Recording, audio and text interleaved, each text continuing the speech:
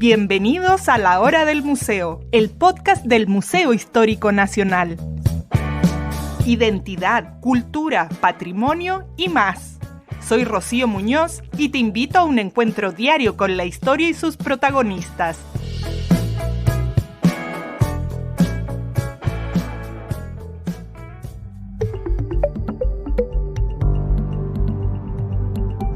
Hoy nos sumergiremos en la extraordinaria vida de Claudina Morales Pavés, una figura revolucionaria del Norte Grande a principios del siglo XX.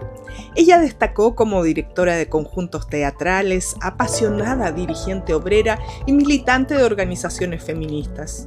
En un mundo donde los obreros editaban periódicos y las obreras organizaban obras de teatro, Claudina no solo fue protagonista, sino también testigo privilegiada de un movimiento cultural y político que resonaba en cada rincón del desierto. Compartió con figuras emblemáticas como María Teresa Flores y Luis Emilio Recabarren. Para guiarnos por esta fascinante historia, hoy nos acompaña el Premio Nacional de Historia Sergio González Miranda, quien acaba de lanzar su novela Claudina, Teatro, Amor y Revolución en la Pampa Salitrera.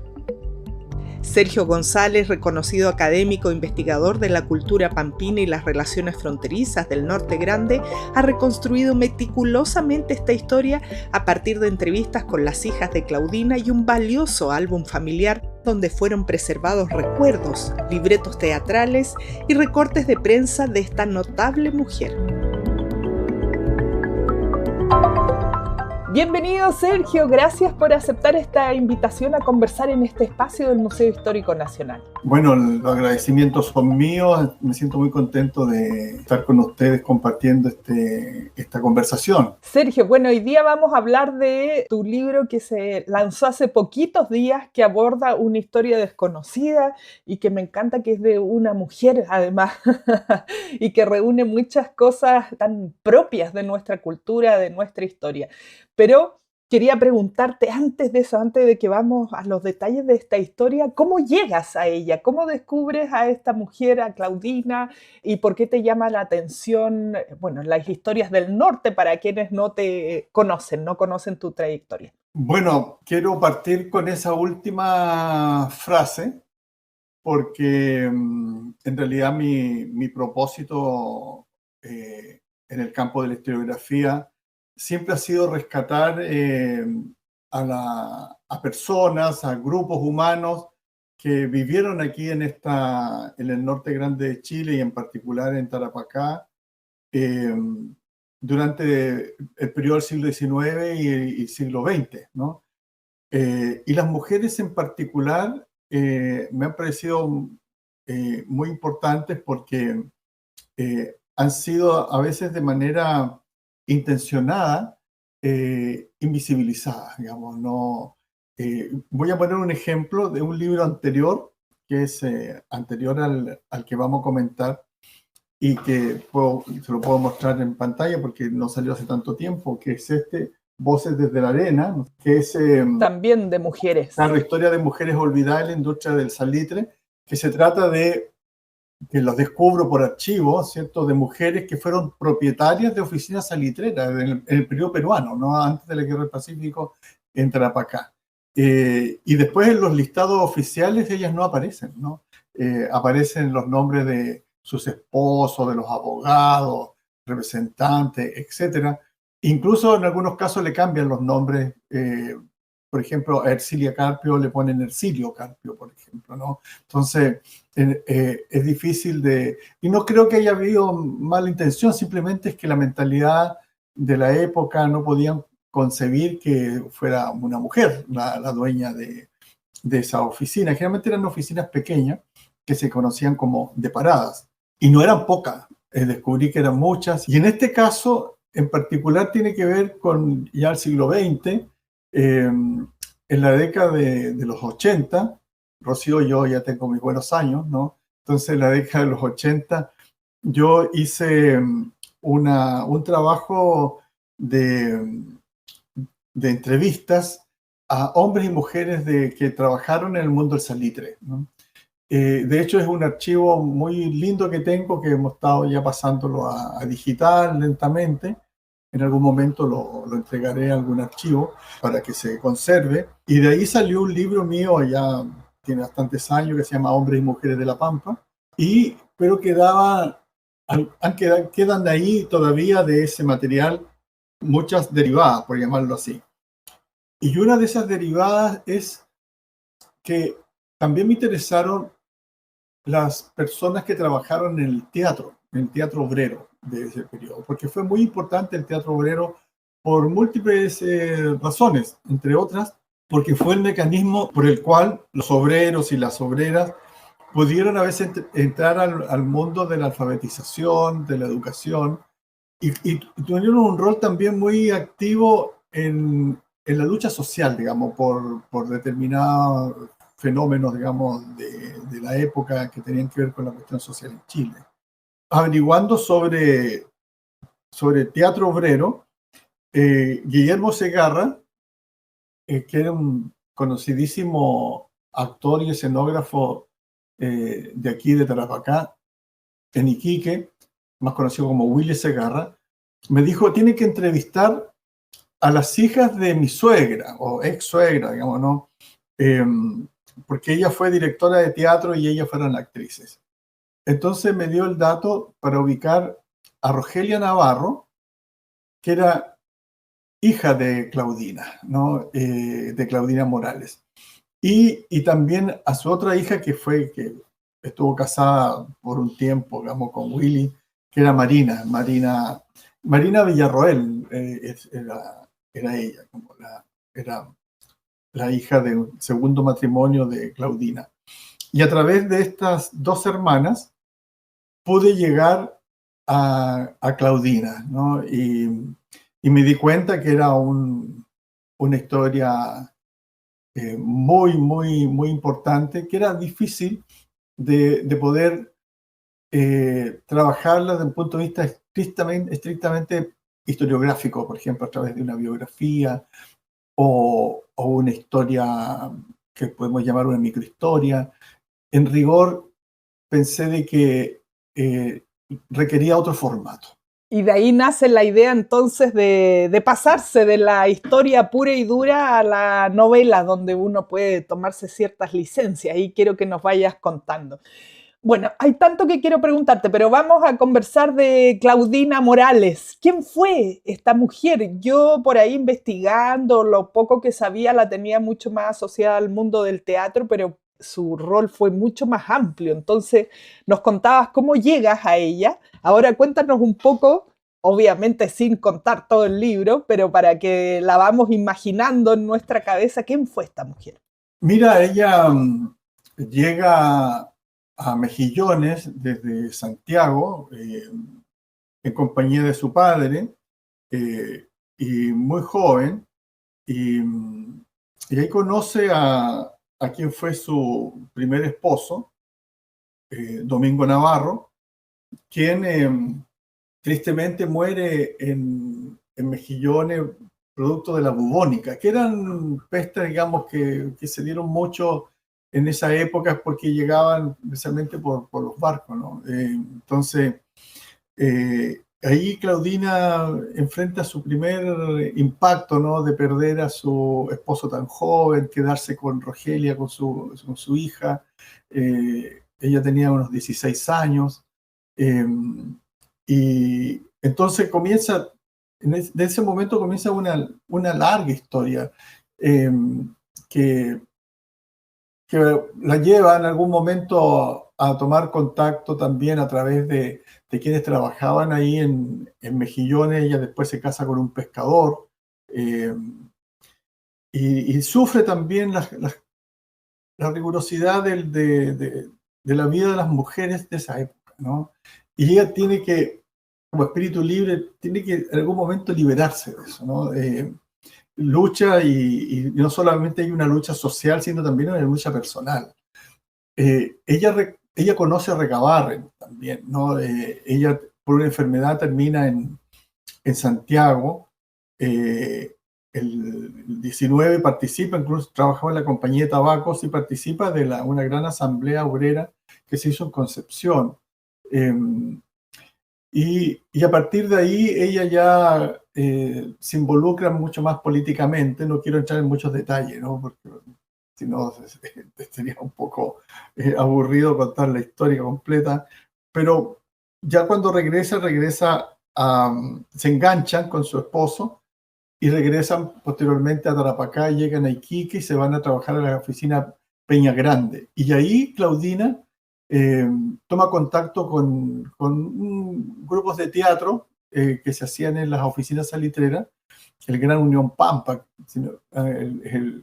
que estaba funcionando ese. Siempre había teatro, había filarmónicas, y siempre tanto de obreros y empleados. Había cierta diferencia marcada en algunos casos, ¿no?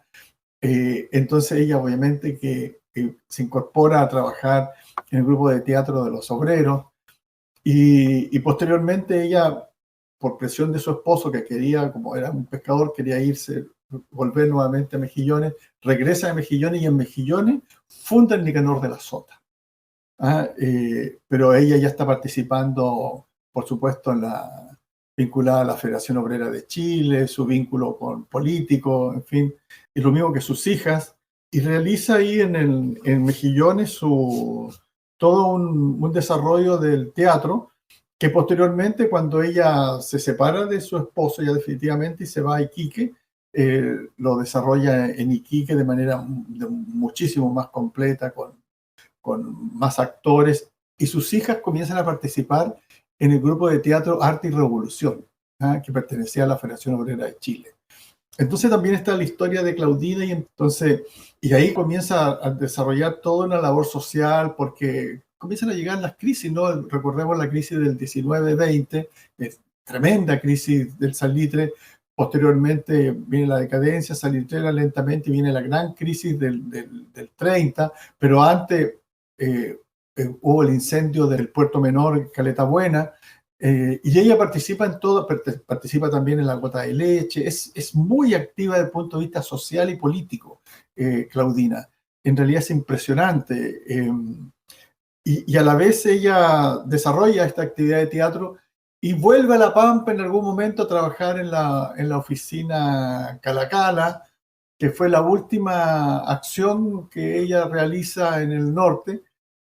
Ahí tiene una serie de historias que no quiero entrar en muchos detalles, pero termina yéndose a Santiago y se incorpora, digamos, a la quinta comuna, como me decía la tía Rogelia, ¿no? En Santiago también participa en teatro. Pero ya esa es otra historia, ¿no? Y hasta que fallece al inicio del gobierno de la Unidad Popular, por lo tanto muere en un momento de bastante exaltación social, y que por tanto en cierta forma se despide como ella hubiese querido, ¿no? Entonces, al final. Bueno, aquí me surge una pregunta para entender justamente lo fundamental de su historia, y es, tú lo mencionabas al principio, ¿cómo era esta vida de las salitreras? Tú mencionabas el teatro obrero, es algo hoy día impensado. ¿De qué se trataba este lado más cultural de la vida de las personas allá, y sobre todo el rol que cumplía el teatro? Esto es muy importante lo que me acabas de observar, porque, y de hecho escribí una columna hace poco a propósito de eso, porque cuánto hemos perdido en realidad. De hecho, el concepto de obrero u obrera comienza a desaparecer. Incluso cuando se funda la CUT a mediados del siglo XX, se utiliza el concepto de trabajador, ¿cierto? La Central Unitaria de Trabajadores. Y sin embargo, la Federación Obrera es la Federación Obrera de Chile. ¿Por qué cambiamos de obrero a trabajador? Ahí hay un elemento que pasa muy sutil, pero que no es menor en términos del cambio de enfoque. Da la impresión de que como que sí quiso dejar atrás una cultura para otra, ¿no? Y en cambio la cultura obrera era una cultura muy estricta. Realmente eran muy ascéticos en términos del comportamiento, eran muy duros con aquellos que no tenían un comportamiento acorde, qué sé yo, a lo que se esperaba de un obrero organizado. En fin, los obreros ilustrados fueron los que elaboraron los grandes pliegos de peticiones, las grandes huelgas, los memoriales obreros del 1904 fueron tan importantes. Todo eso lo hicieron obreros, que eran algunos muy ilustrados, digamos, directores de periódicos, por ejemplo, como el caso de Abdón Díaz en el periódico El Trabajo, que también trabajó Regabarren en el Trabajo en Tocopilla, el caso del diario El Pueblo, por ejemplo, con Osvaldo López Mellafe. El propio Osvaldo López Mellafe escribió un diccionario biográfico obrero, es decir, para contraponerlo a los diccionarios biográficos que hacían Virgilio Figueroa y otros, ¿cierto?, de los grandes señores de este país, ¿no? Claro. Entonces los obreros eran el contrapunto, y eso se diluye. Los obreros escribían poesía, por ejemplo, con María Angélica Illanes y Luis Bulián, editamos un libro que era una recopilación de poesía obrera que se llama El Poemario Popular de Tarapacá. También otro historiador en Antofagasta hizo algo parecido con un libro que se llama Poesía Desprotegida. Ellos escribían poesía y hacían teatro y escribían obras de teatro. El propio Recabarren, ¿cierto?, escribió obras de teatro, Desdicha Obrera, ¿no? En fin, es decir, en realidad el teatro, la poesía estaba muy presente en los grupos subalternos. Eso ha desaparecido, no digo totalmente, pero era muy, muy común. De hecho, todo el mundo recuerda, ¿cierto?, el poema, el famoso Canto a la Pampa, que no se llamaba Canto a la Pampa en rigor, ¿cierto? Canto a la Pampa, la tierra triste, repro la tierra de maldición, que de verdores jamás se viste ni en lo más bello de la estación. De Francisco Pessoa, ¿no? Francisco Pessoa era un obrero. Entonces la pregunta que siempre me hago, ¿cuánto hemos ganado y cuánto hemos perdido en todo esto, ¿no? Con este individualismo tan extremo que tenemos ahora. En cambio, ese tiempo fue la época de las mancomunales, de las mutuales, ¿es cierto? Y de los partidos obreros. Después desaparecen los partidos obreros, ¿ya? Desaparecen las mutuales, las mancomunales, y uno dice, bueno, ahora estamos más protegidos por el Estado, por las leyes sociales que comienzan fundamentalmente a partir de Alessandri, que Alessandri lo recoge aquí, en el norte de Chile, cuando llega a ser senador el 15, ¿cierto? Y luego presidente de la República el 20. Entonces, lo recoge, pero resulta que hoy en día esa protección social es bien, entre comillas. En cambio, en esa época, de un modo u otro, había cierto mutualismo que ayudaba, cierta mirada más comunitaria. Ese era el espíritu, ¿no? Y creo que Claudina expresa en gran medida ese espíritu. Qué distinto, ¿ah? Hoy día que estamos en una sociedad de puro consumo, más vacía de alguna manera, y más individualista, como tú decías. No sé, y tenemos ciertas asociaciones, lamentablemente, que por ejemplo, como que los obreros son ignorantes o que no tienen vida cultural, y todo lo que nos cuentas y lo que nos cuenta el libro también va a justamente lo contrario, y no repetir este relato, estas asociaciones que uno a veces hace.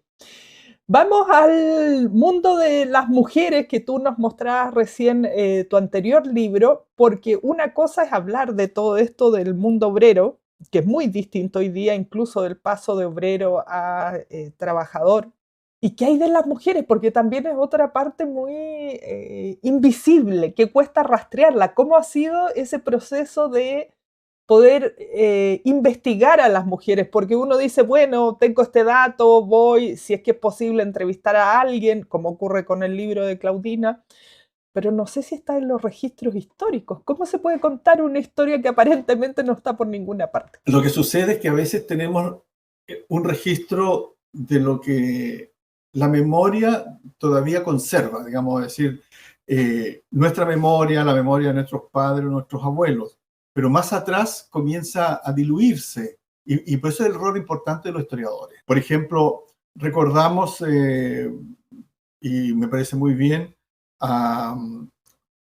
por ejemplo, al MEMCH, ¿cierto?, al Movimiento de Emancipación de la Mujer Chilena. Pero el MEMCH es de los años 40, es decir, es después de Claudina, por decirlo de alguna manera, de la Claudina que yo trabajo, ¿no? Y entonces la pregunta es, antes del MEMCH, ¿no hubo nada? Yo recuerdo una vez, no entraré en detalle, digamos, pero hace un tiempo atrás alguien señalaba que es el inicio de los movimientos de organización de mujeres, y yo decía, pero ¿de qué está hablando? Si Hubo, por ejemplo, los centros Belén de Zárraga, después de la visita, de las 2 visitas que hizo Belén de Zárraga al norte, el 13 y el 15, se organizaron los centros Belén de Zárraga y ahí participó Teresa Flores, que fue la mujer de Recabarren. Entonces, por supuesto que hubo mujeres organizadas desde el comienzo del siglo XX. Antes era un poco más difícil de pesquisarlo. Pero antes, por ejemplo, cuando lo que yo rescato de estas mujeres del periodo peruano, ¿no? Que algunas vivieron en el periodo chileno también, porque yo lo recojo ahí a través de los testimonios, de los informes que hay en la compra y venta de salitrera, donde a veces están sus testamentos, por ejemplo, y uno se da cuenta que eran mujeres, pero con mucho carácter y realmente tenían una comprensión de la realidad notable. Y claro, no estaban organizadas en tanto mujeres, ¿no? Pero sí estaban organizadas junto con sus familias, en fin. Y por tanto, aquí hay un desconocimiento muy grande que tenemos del papel de las mujeres en la historia.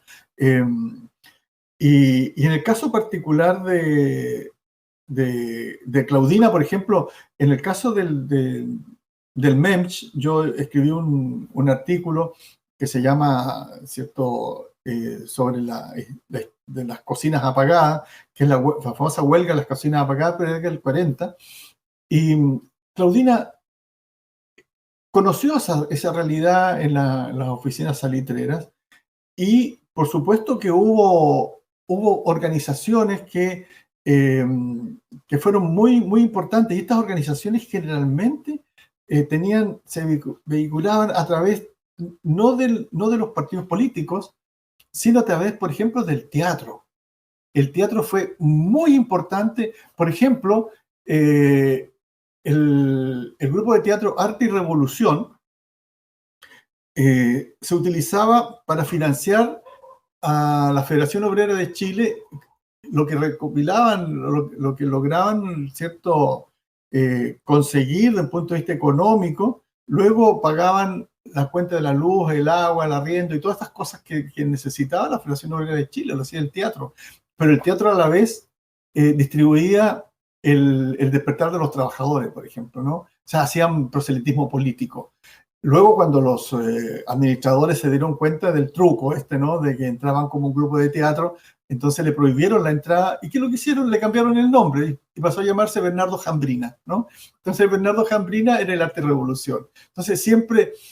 Y hubo... Porque había grupos de teatros también que no estaban politizados, ¿no? Por ejemplo, la Carpa Azul de los hermanos Paoletti presentaban prácticamente las mismas obras, pero lo hacían, digamos, como un emprendimiento, decirlo, empresarial, a pesar de que también eran personas, porque yo conocía a Nena Rus, que participó de la Carpa Azul, personas que tenían una sensibilidad social muy importante también, ¿no? Pero estos grupos como Bernardo Jambrina y Arte y Revolución tenían un fin político y Claudina, con Nicanor de la Sota, tuvo un fin político, lo mismo que Pioneer Rojo, también el caso del Ateneo Obrero. Es decir, los grupos de teatros tenían enfoques políticos de distintas ópticas, digamos. Estaban los anarquistas, estaban los socialistas, estaban los comunistas, después del 20, ¿no? Por lo tanto, los mancomunados, habían distintas visiones, pero en general tenían una sensibilidad similar. Y Claudina estaba ahí en ese... Y Claudina, que yo creo que trascendió incluso eso, porque ella hizo una labor social con la gota de leche, por ejemplo, y ahí se aproximó mucho a Alessandri, ¿no? Alessandri, hay que reconocer, el Alessandri, el león, digamos, el primero, cuando fue presidente por primera vez, tuvo una sensibilidad social enorme. De hecho, fue Víctor Domingo Silva quien ¿cierto?, le concede el nombre del León de Tarapacá, porque y Víctor Domingo Silva, sin duda, era otro gran personaje de la narrativa y la poesía obrera, ¿no? Sergio, ¿y de qué tú decías? Bueno, se le acusa a algunos de proselitismo, ¿De qué se trataban las obras? ¿Eran justamente temas políticos, mensajes que no se podían pasar de otra manera o eran más inocentes, por así decirlo? Había de todo, en realidad había muchas de las obras tienen que ver con la desgracia, digamos, la tragedia, el drama de la gente en el mundo del trabajo en general. Eh, pero, y algunas entonces sí tenían un contenido político, pero estaba subyacente, o algunos eran bastante más explícitos, pero también abordaban lo que es la vida Ujú. normal, digamos, relaciones de pareja, rupturas, la silla vacía, por ejemplo, ¿no? Es más o menos obvio lo que... ¿ah? Entonces, ahí hay el teatro obrero tenía esos componentes en que se puede decir, tenía los aspectos propios de la vida del mundo del trabajo, ¿no? Donde había componentes de amor, había componentes de arte y de revolución, pues, como lo dice el título del libro. ¿Ah? Eh, Así que estaba todo eso. Por tanto, lo que presentaba la Carpa Azul, por ejemplo, que no tenía un componente, que no tenía una pretensión política, y lo que presentaba, por ejemplo, Bernardo Jambrina, podían ser las mismas obras, pero Bernardo Jambrina tenía una intencionalidad política que a veces iba más allá de las obras mismas. Eh, hacían Podían repartir el periódico, por ejemplo, y otras cosas. También el teatro obrero tenía variedades, y eso es interesante, porque las variedades a mí me parece que a veces las dejamos pasar. Y Rogelia participó mucho de las variedades. Marina era más actriz. Y entonces Rogelia cantaba, por ejemplo. Entonces, por ejemplo, a mí me gusta mucho el tango. Y, y me doy cuenta que el tango llegó también a través del teatro, porque y el tango, el inicio del tango tenía un componente social también, ¿no? Y llega y se canta el tango en las variedades, ¿no? Entonces, ahí vemos que la filarmónica comienza a perder fuerza y aparece con mucho más potencia el teatro, ¿no? El teatro obrero. Y hay que llamarlo así, como lo llamaba, como lo señala Pedro Bravo Elizondo, teatro obrero. Me encanta ese nombre. Lo encuentro tan distante de nuestra realidad de hoy. Sergio, aquí también otra duda, y no nos queda mucho tiempo, ¿eh? Vamos a tratar de poder resolver lo que se pueda ahora en estos momentos. Tú mencionas en la novela otros personajes conocidos de nuestra historia, como Luis Emilio Recabarren. ¿Tuvieron contacto con Claudina? ¿Hay otras personas fundamentales de nuestra historia que son parte de su vida? ¿Son licencias literarias que te tomaste? En el fondo, este gran trabajo que tú haces, que es fusionar la historia con los datos más puros, por así decirlo, con una historia de vida que también le da eso que a uno le atrae más, lo hace más entretenido, porque a veces sentimos la historia como tan lejana. Dos recuerdos a propósito de eso, para que quede claro el punto. En una oportunidad me contó muchos detalles, una anécdota que está muy al pasar en el libro. Marina, la segunda hija de Claudina, y cuando ella tiene una conversación con Elías Laferte con respecto a que Elías Laferte la desafía a actuar, ¿no? Como diciéndole, he sabido que usted es actriz, ¿no? Entonces, bueno, de hecho Marina actuó en todo Chile, estuvo hasta en el extranjero, pero efectivamente ella actuó con Elías Laferte, Marina, ¿no? Y en el caso de Claudina voy a poner un ejemplo. Yo tuve la suerte que me dio algunos consejos para la novela Virginia Vidal, ¿ah?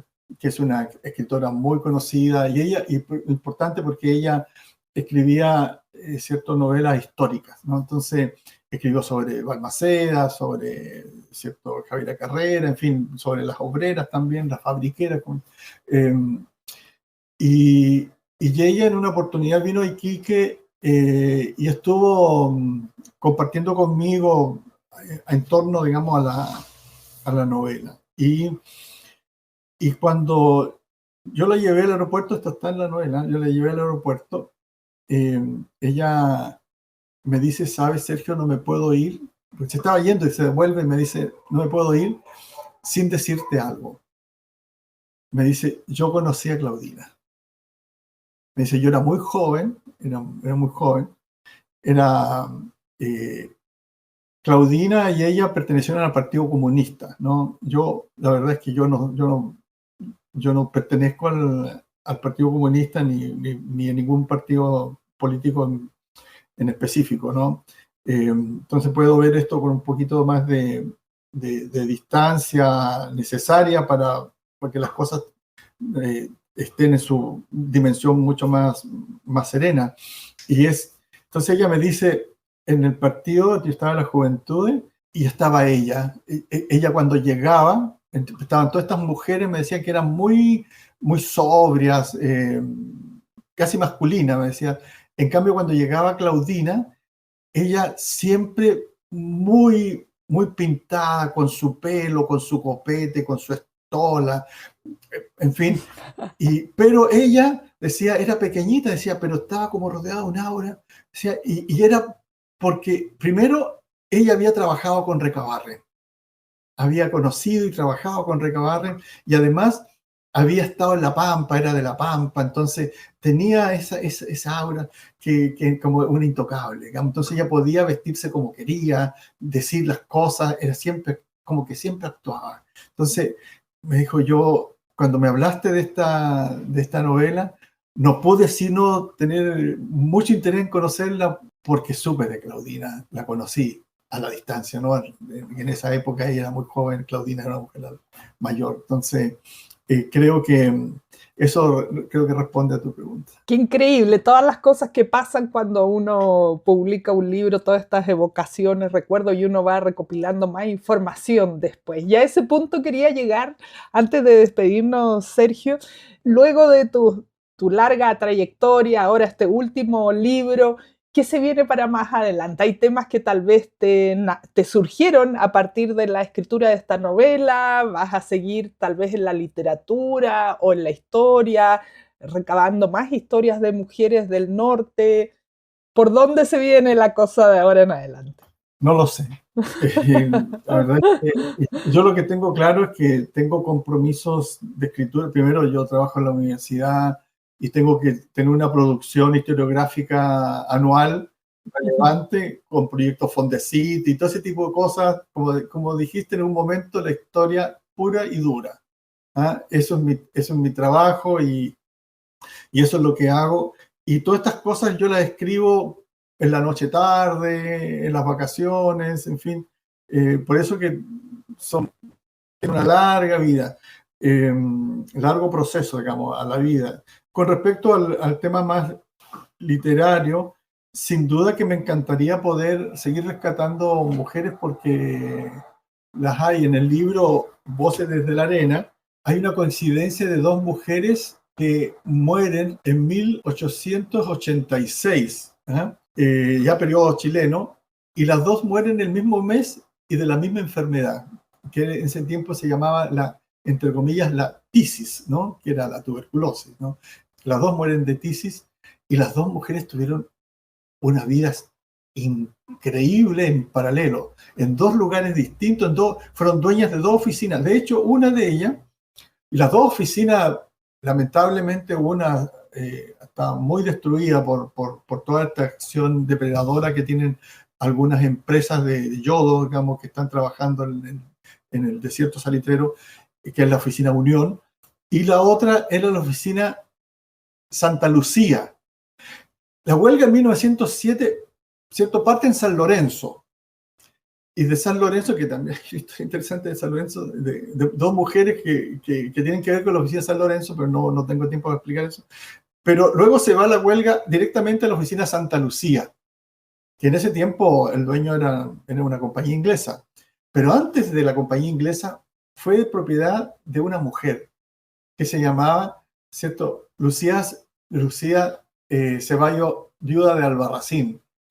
Y doña Lucía luchó por conservar su oficina hasta que no pudo más y tuvo que venderla obligatoriamente, pero fue increíble. Y por lo tanto, ese nombre de la famosa oficina Santa Lucía, de que tanto hablan los historiadores que han trabajado en el mundo del movimiento obrero, se debe a una mujer salitrera que ella le puso a su oficina su nombre, ¿no? Para que vean el carácter. ¡Wow! Doña Lucía. Me parece increíble esto que haya habido mujeres dueñas de oficinas salitreras.